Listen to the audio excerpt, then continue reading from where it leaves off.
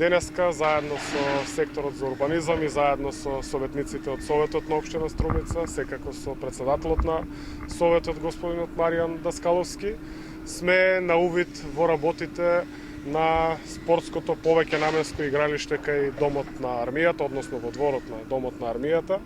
Со задоволство можеме да заклучиме дека еве во сериозна напредна фаза е реализацијата на проектот, веќе е подобрена земјишната подлога за работа на игралиштето, поставена е подземната инсталација, направени се бетонските огради со метални столбови на кои што треба да биде врзана оградната мрежа.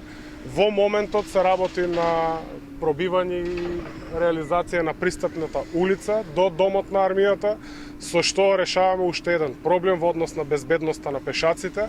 Го затвараме стариот пристап до Домот на армијата и влезот за било какви потреби во Домот на армијата ќе биде од оваа улица која што сега се реализира.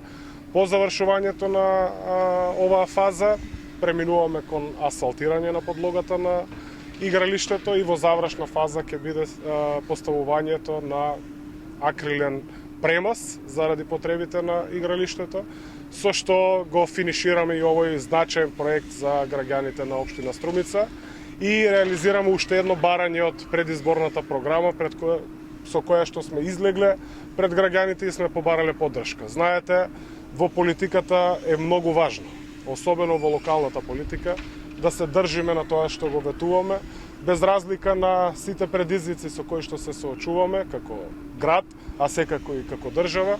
Општина Струмица е пример за тоа како се менаџираат општинските ресурси и средства.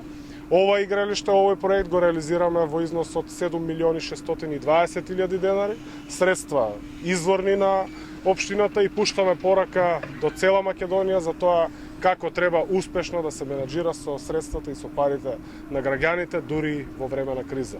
Нашето ветување е дека 2022 година ќе биде година на спортот. Зошто? Затоа што имаме мал милион успеси во спортот. Најпреснени се оние на одбојкарскиот клуб Струмица, кои што се шампиони во Македонија, и секако вчерашната победа на Академија Пандев над Шкендија, со што ни представува дополнителна обврска да вложуваме во спортот. Всушност, тоа заедно со Советот, заедно со целата општинска администрација во Струмица и го реализира.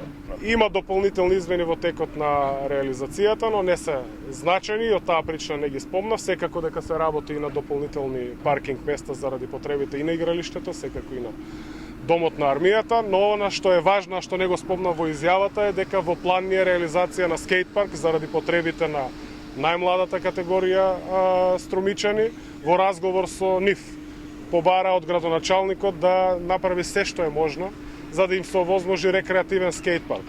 Имавме неколку дилеми за одлучување, дали да биде сместен во централното градско подружје, односно во делот на плоштадот, но сепак со експерти од страна на секторот за урбанизам ми беше укажано дека најпогодно место за реализација на еден таков проект е местото каде што имаме сега фитнес зона, донација од страна на Пивара Скопје. Таа фитнес зона е веќе дотраена, сакаме да ја тргнеме, со што практично го заокружуваме еден цел блок, спортски блок во центарот на општина Струмица, секако и во петата урбана заедница, за што дополнителна поддршка и мотивација ни беше и советникот Зоран Костадинов, секако во постојана комуникација со граѓаните, пренесувано до мене како градоначалник, низ дискусии и дебати во рамки на Советот, и еве сме реализираме.